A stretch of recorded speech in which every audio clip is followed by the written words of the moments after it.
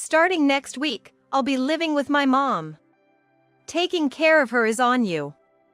If you defy me, you won't be able to make it, so listen up. Curious to see how you'll manage without me. Well, we're practically strangers now, aren't we?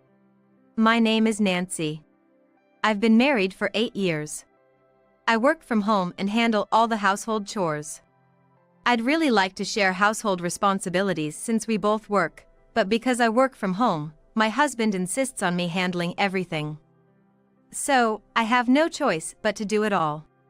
My husband's salary is only $3,500 a month, and he contributes just $500 to our household expenses.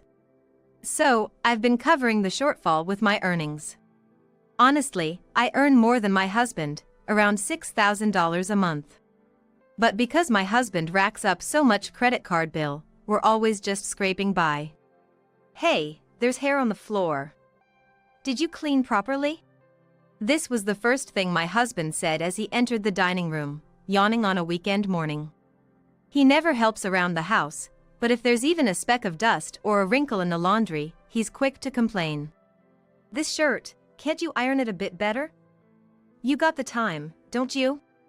I looked up from preparing breakfast to see my husband pointing at his shirt with a disgruntled expression. I work too, you know. It wouldn't hurt for you to help me out. Even just ironing your own clothes. You expect me, a man, to do that? Don't make me laugh. Isn't that a woman's job? What's the point of being married if you have to work and do all the housework? I stopped what I was doing, shocked by his unreasonable statement. What do you think I am? A maid? Sounds like you think that's the only reason we got married. A maid might be better. At least they'd do the housework properly and not talk back. That's just mean. I'm doing my best amidst my busy schedule, so I'd appreciate it if you didn't complain. Can't you at least think about helping? We tried talking things through multiple times, but he always brushed it off and is like, I'm way busier than you. He's also fussy about meals. If he doesn't like something, he'll leave it. Sometimes he even demands I make it again. Our food costs kept increasing because I couldn't save much. Hey, this dinner's pretty lazy, isn't it? Well, what can I do? We need to save money to get by. Do you even understand our financial situation? That's just your incompetence.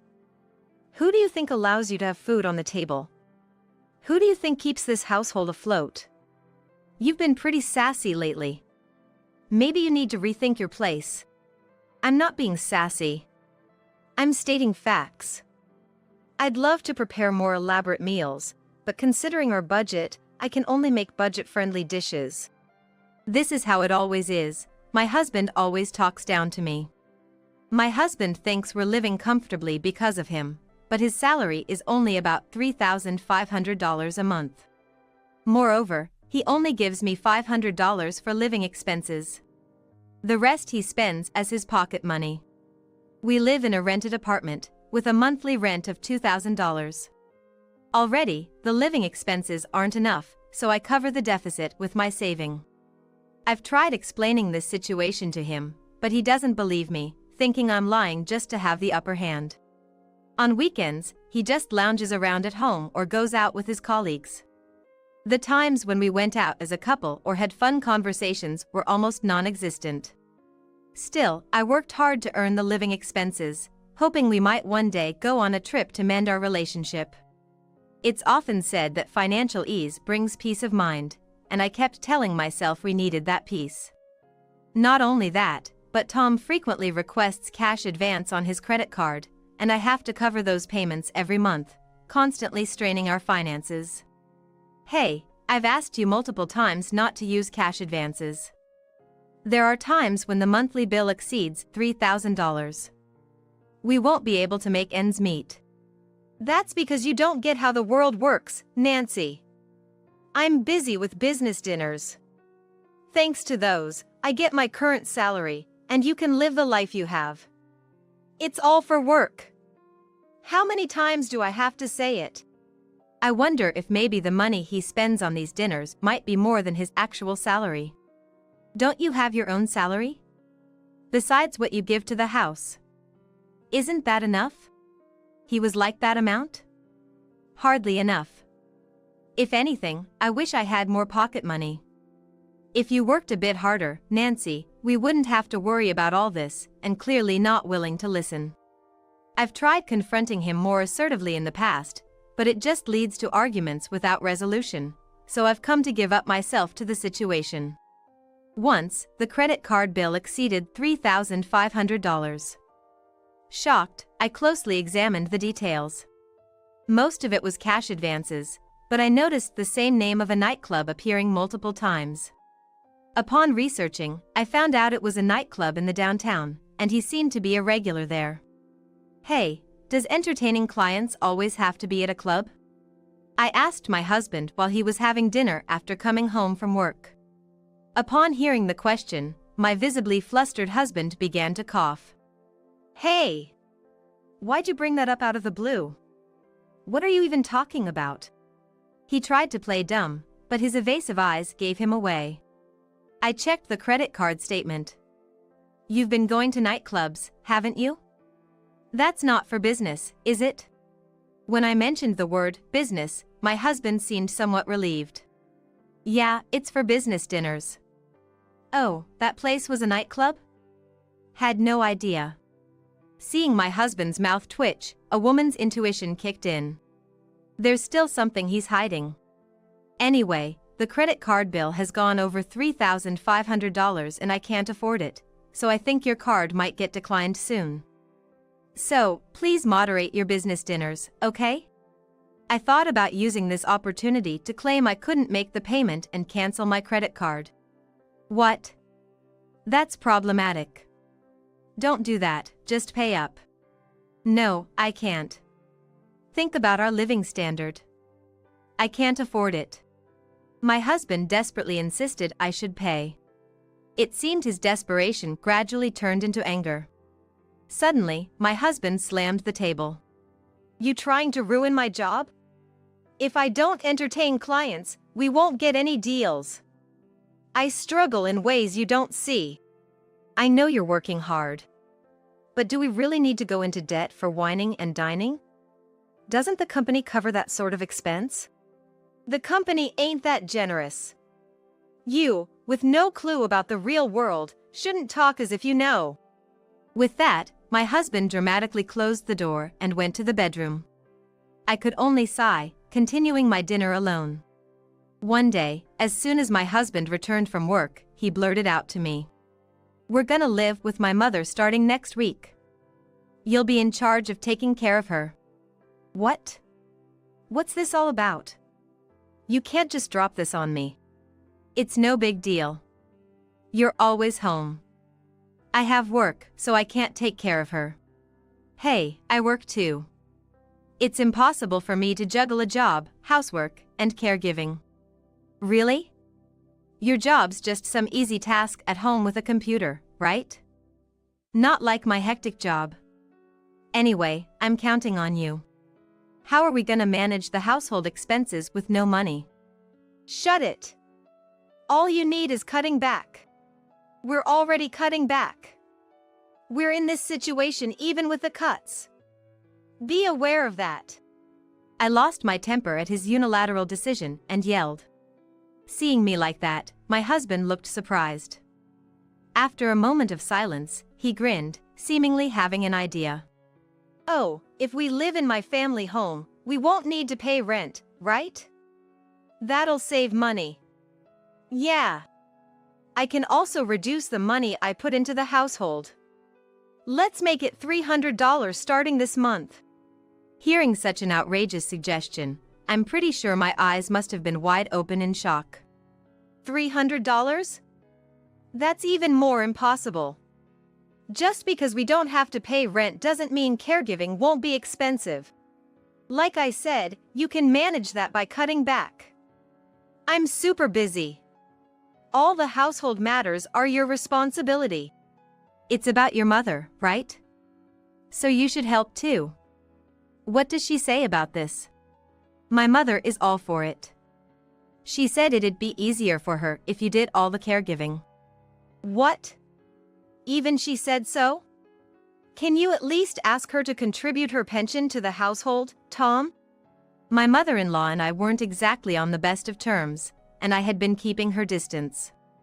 But my mother-in-law is always like a wife's duty is to take care of her husband and family. Since you married and have a family, you must fulfill that responsibility. I wouldn't put it past her to say something like that. But we need to live together, and if she doesn't contribute even a little to the household expenses, our family is gonna fall apart. What? You trying to go after my mom's pension? Can't believe it. Normally, children take care of their parents. You're all about money, ain't you? It's unbelievable. If we had enough income, I wouldn't be saying this. We're barely getting by with just the two of us. We can't afford to support anyone else. If that's the case, why don't you earn more? And while you're at it, do all the chores and caregiving. Do it all perfectly before you complain to me. If I did that, I'd break down. So what if you did? If you end up in the hospital, we'd get insurance money, right? That's probably the only way you'd be useful in terms of money. Anyway, I'm moving out next week. He stormed off angrily toward the bathroom after saying that. It's just too much. What do you expect me to do? I'd always felt mistreated, but the shock of hearing such words from my husband was overwhelming. That day, I cried and made up my mind. I'm not gonna let him have his way. I'm gonna divorce him. I called my parents the next day. Hearing the situation, my parents were furious and told me to come home immediately. My parents' kind words brought tears to my eyes, and my determination to divorce solidified even more. I told them I'd come back as soon as everything was prepared and hung up. I decided to carry on as usual until I was ready for the divorce, doing everything behind the scenes. After sending my husband off to work as usual, I headed to a certain place and requested a particular service. I asked them to hurry, and they were very understanding and cooperative. Then, I looked something up on the internet.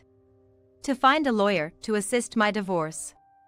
I always thought I would never divorce, but once my mind was made up, it felt surprisingly straightforward.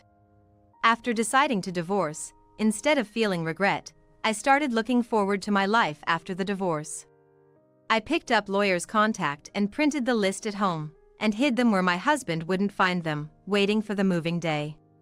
As I was preparing dinner, as usual, my husband came home from work and started talking with an unusual expression. Something good happen?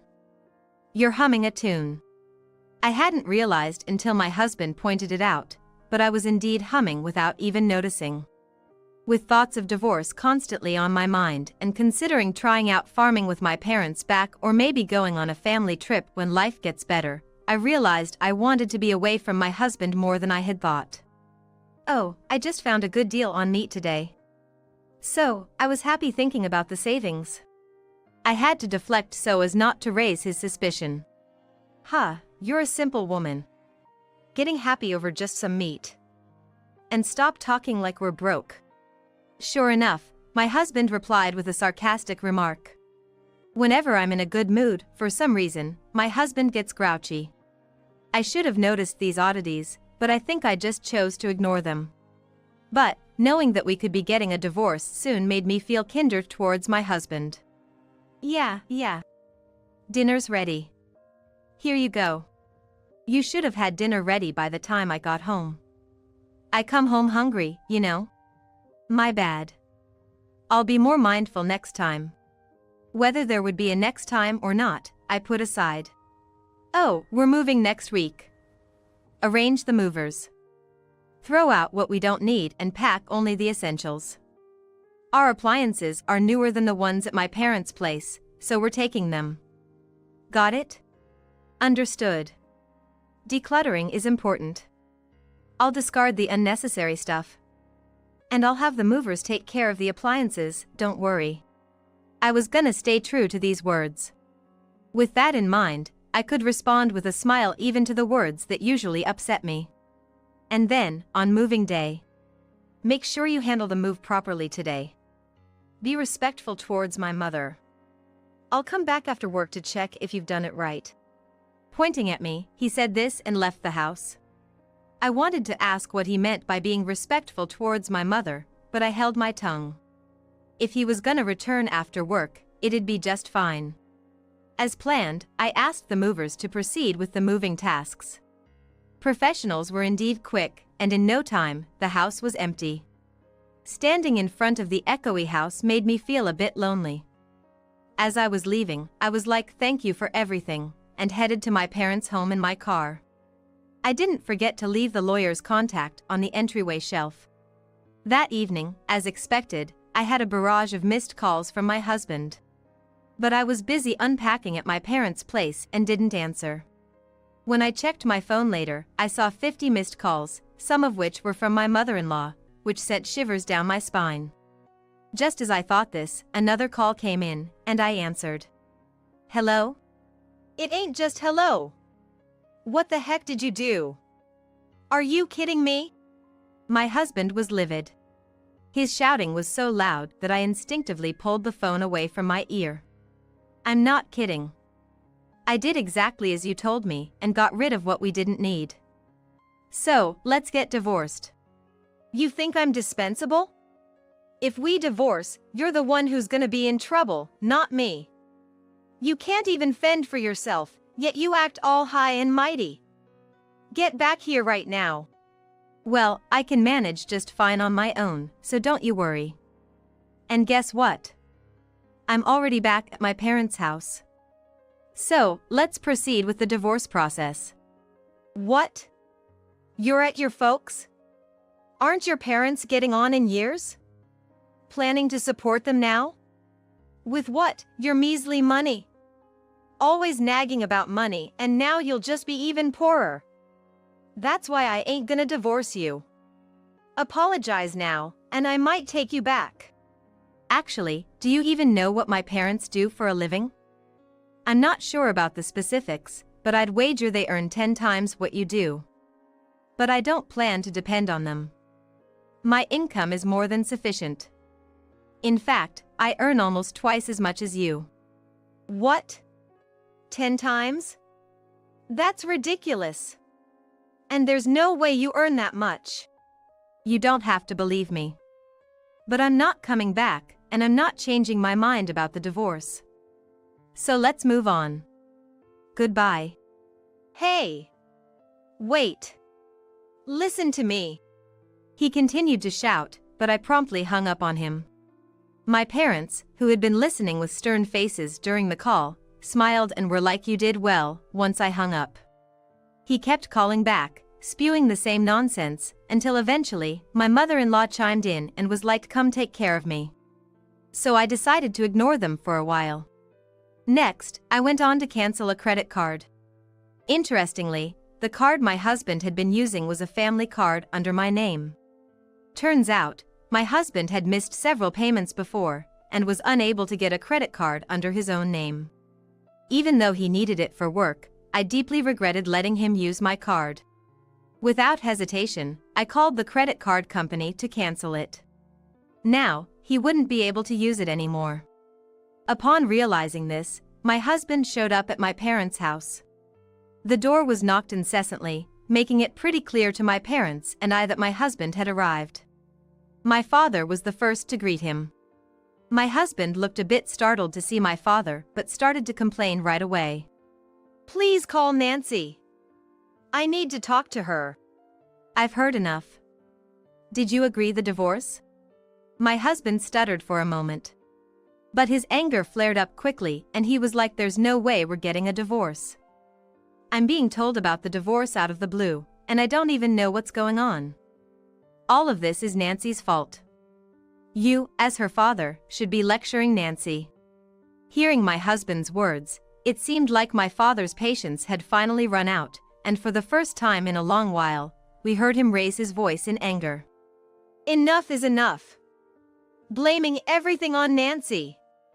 Don't you understand your own words and actions? Speaking as Nancy's father, you're a failure as a husband. Stay away from Nancy. For the first time, My husband saw my father's anger and he was visibly shaken, at a loss for words. That was when I stepped out. Listen, Tom. Let's put an end to this. Can you please agree our divorce? Aren't you supposed to be taking care of your mother? Better get going. Seeing me, my husband's face turned red with anger again. Nancy! How dare you say that? It was you who canceled the credit card, wasn't it? Because of that, I can't work. You better fix this immediately. I did restore it. After all, it was my credit card.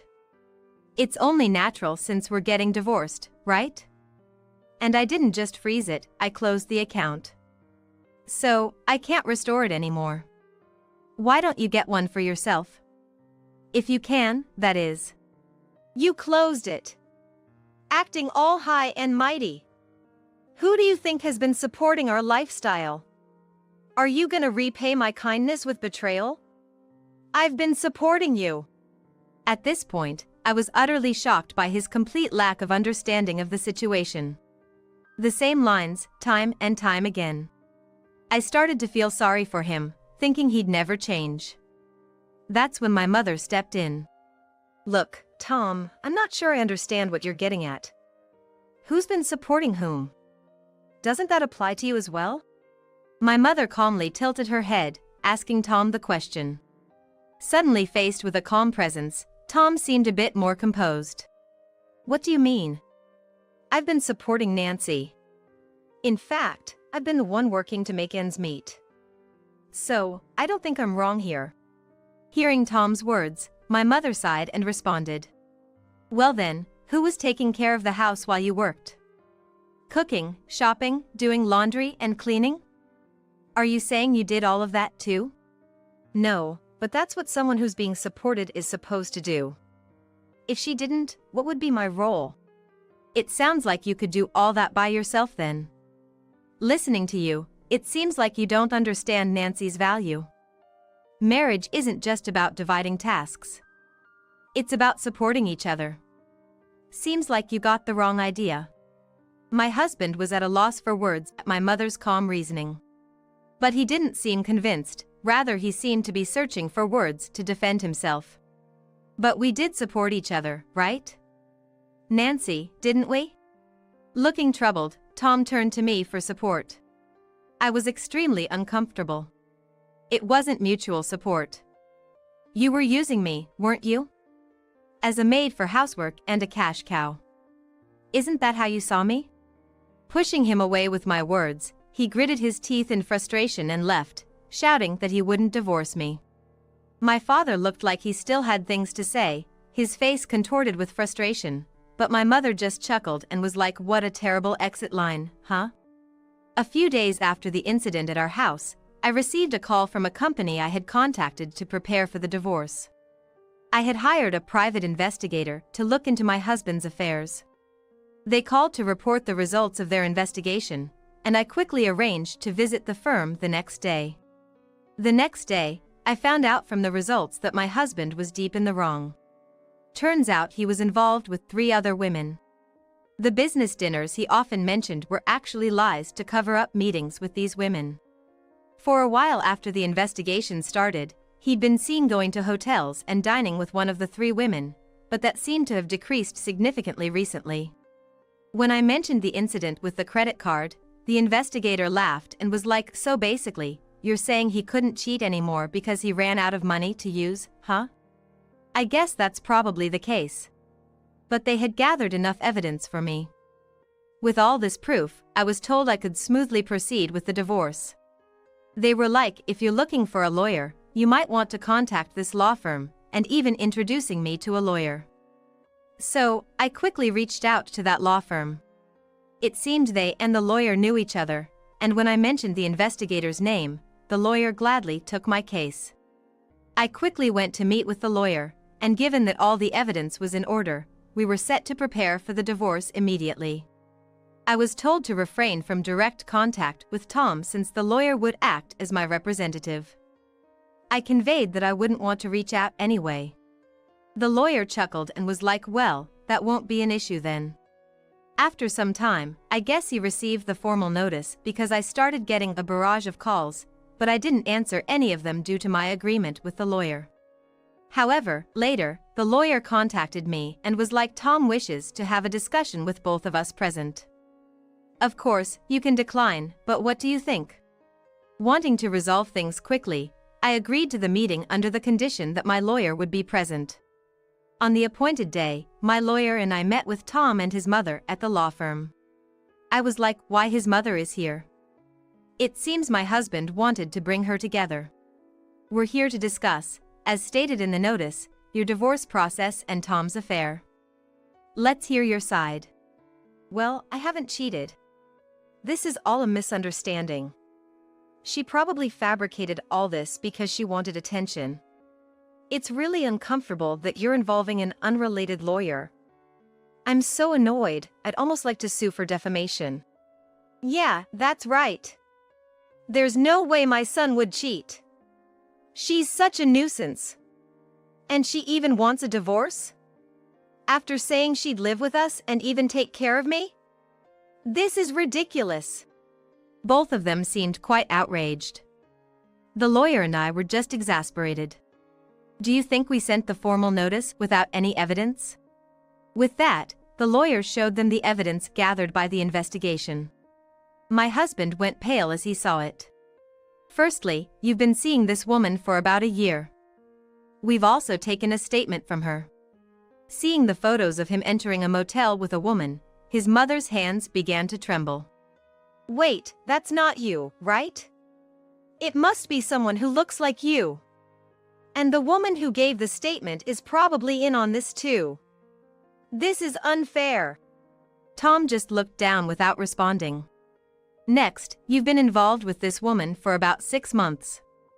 We've got a statement from her as well, and she has admitted to the relationship. Lastly, you've been seeing this third woman for about 2 months. We have her testimony too.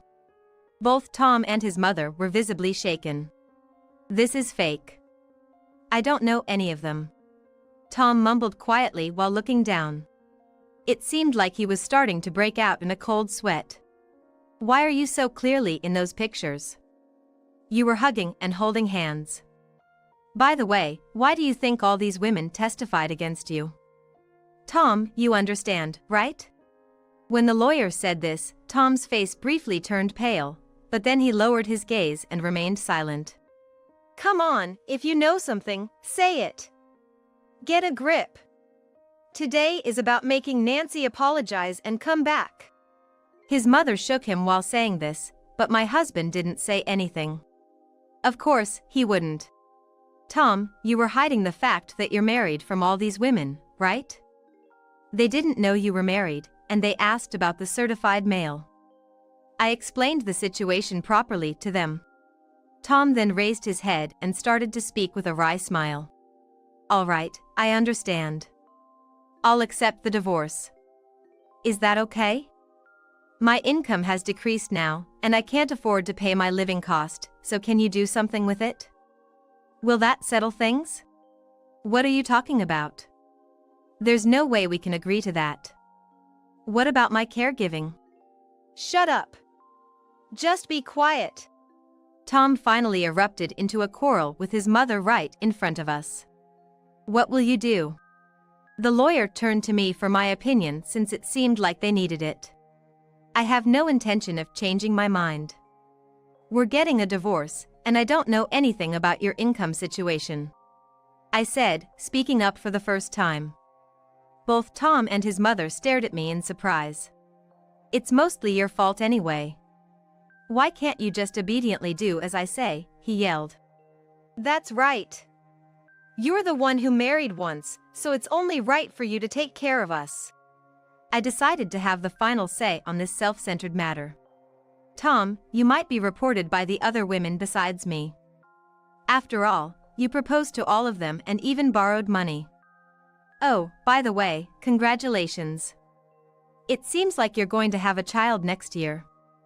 I don't know if you'll get your mother see though. As I said this with a smile, the two who had been so spirited until then were left stunned. So, if there's nothing else to discuss, we'll end it here. Please contact me if anything comes up in the future. In the quiet room, the lawyer concluded the meeting, and I left. The two of them seemed to be enveloped in an atmosphere that was on the verge of sinking. Seeing those two like that, I felt relieved. In the following days, the divorce process started, and eventually the divorce is about to be finalized without any issues. Regarding the division of property, we received confirmation of agreement and it'd be proceeding further. Afterward, my ex-husband's workplace became aware of the rumors about this incident, making his job awkward. He eventually resigned. However, due to the living expenses, caregiving costs he had to pay, he couldn't afford to be unemployed and had to work multiple part-time jobs. Interestingly, the manager at one of his part-time jobs happened to be my friend, but my ex-husband didn't know that. He told the manager the story like he was the tragic hero. But my friend was like, "It's all your fault, isn't it? Do you know the concept of karma?" After hearing that, my ex-husband became quiet and obedient. So, my ex-husband now lives from his money, trying to make ends meet. When he returned home, unfamiliar caregiving duties awaited, and he couldn't keep up with the housework, turning their home into a mess. Due to reports from the neighbors, the authorities had to intervene, and my mother-in-law ended up in a nursing home. My ex-husband, on the other hand, started missing work due to fatigue and stress. He even had to sell his family home to manage his expenses and payments. This is what I heard from my friend. His whereabouts are unknown after that, but an acquaintance mentioned seeing my ex-husband tossing garbage in the dumpster of a rundown apartment complex, so it seems he's still alive. As for me, the divorce went through smoothly, and I felt an incredible sense of relief. With the source of stress gone, my work is going well, and I received a raise. Since I had inconvenienced my parents during this whole ordeal, I planned a trip with them for next month, and I'm really looking forward to it. My parents manage rental properties, so they're usually at home, and recently, we've been enjoying gardening together, creating a small garden in our backyard. If I could have this happy everyday life, I wish I had divorced sooner. Afterward, a friend introduced me to a wonderful man. He's kind, caring, and values me deeply. He's become close with my parents, and there might even be a remarriage in the near future.